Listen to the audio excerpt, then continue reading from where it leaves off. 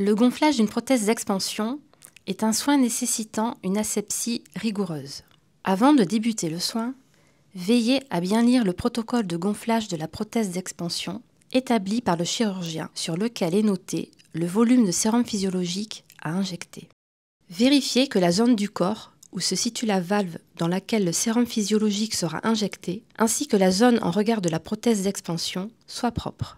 Il faut s'assurer aussi de l'absence de souffrance cutanée en regard de la prothèse. Dans le cas où un patch de crème anesthésiante a été mis, il faut procéder à un nettoyage avec eau et savon. Veillez à bien repérer la valve lors de cette étape en utilisant votre pouce et votre index pour délimiter son contour. Procédez à une friction des mains avec la solution hydroalcoolique. Il faut poser le matériel nécessaire au gonflage de la prothèse sur un plan de travail propre et désinfecté. Gel hydroalcoolique, antiseptique, chlorhexidine alcoolique 2%, Medicette pour pose de perfusion, flex de sérum physiologique injectable, seringue supplémentaire en fonction du volume à injecter, sachant qu'il y a déjà une seringue dans le Medicette. Micro-perfuseur, pansement sec.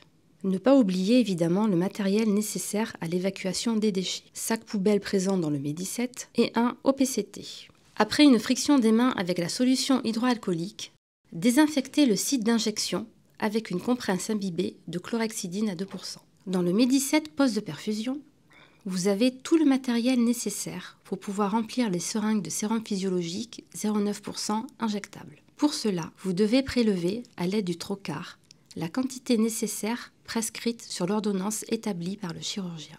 Une fois là où les seringues prêtes, reliez le microperfuseur à une seringue et purgez. Prenez le microperfuseur avec votre pouce, votre index et votre majeur. Tenez la seringue serrée dans la paume de votre main à l'aide de votre annulaire et auriculaire. Délimitez le contour de la valve avec les doigts de votre autre main, puis piquez perpendiculairement au centre de la valve jusqu'à sentir une butée. Retirez légèrement l'aiguille si besoin. Aspirez légèrement.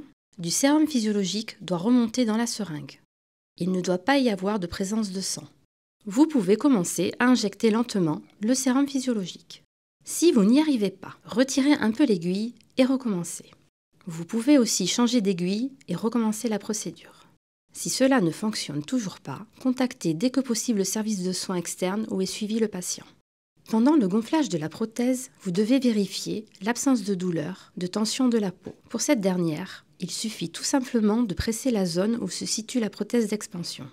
Si la peau est souple et qu'elle se recolore en moins de 3 secondes, vous pouvez continuer à gonfler. Si un des signes d'alerte apparaît, donc douleur, tension de la peau, absence de recoloration de la peau, réaspirez le liquide jusqu'à disparition des symptômes et contactez le service de soins pour la suite de la prise en charge. Lors du changement de seringue, veillez à bien clamper la tubulure pour éviter l'entrée d'air et la perte de sérum physiologique. Il se peut parfois que la prothèse d'expansion fasse un pli. Cela n'entrave en rien le gonflage de la prothèse. Il faut s'assurer que ce pli n'entraîne pas une souffrance cutanée. Pour assurer une bonne extensibilité de la peau, il est conseillé de bien l'hydrater à l'aide d'une crème hydratante. Avant la pose de la prothèse d'expansion, tout le long du temps de gonflage et bien évidemment après le resurfaçage, tout au long du soin, il est important de communiquer avec le patient. Vous pouvez désormais mettre un pansement sec sur le site d'injection si nécessaire, puis évacuer vos déchets. N'oubliez pas de tracer votre soin sur les documents fournis par le chirurgien.